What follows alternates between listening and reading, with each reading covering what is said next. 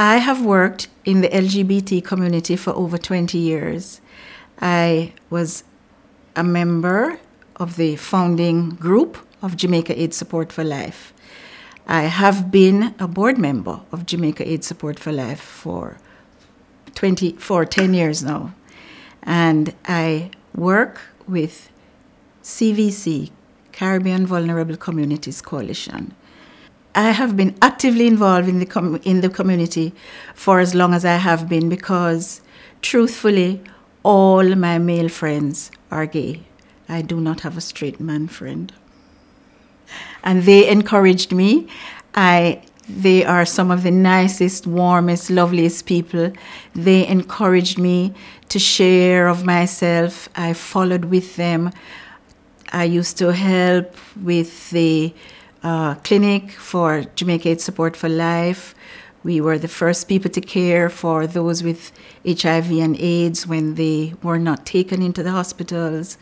And because of those dear, dear friends of mine, I have become faithful, I think, as a volunteer and finally as a paid working member of this community. One of my best friends, Michael, I watched him die of the virus.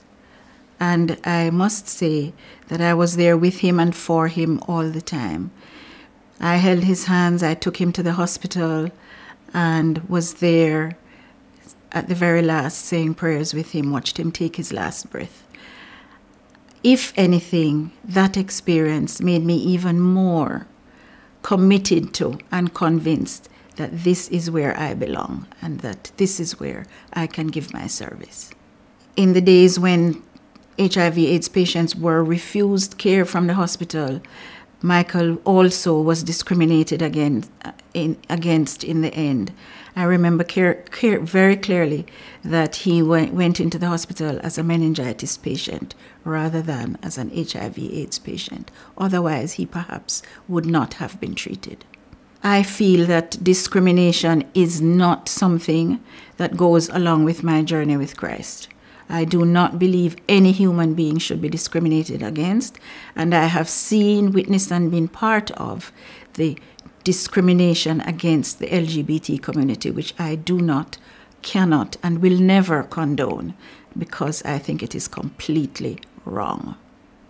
At this point in time, Jamaica faces serious challenges with ridding this culture of discrimination against the LGBT community. I have even known of cases where young schoolboys have been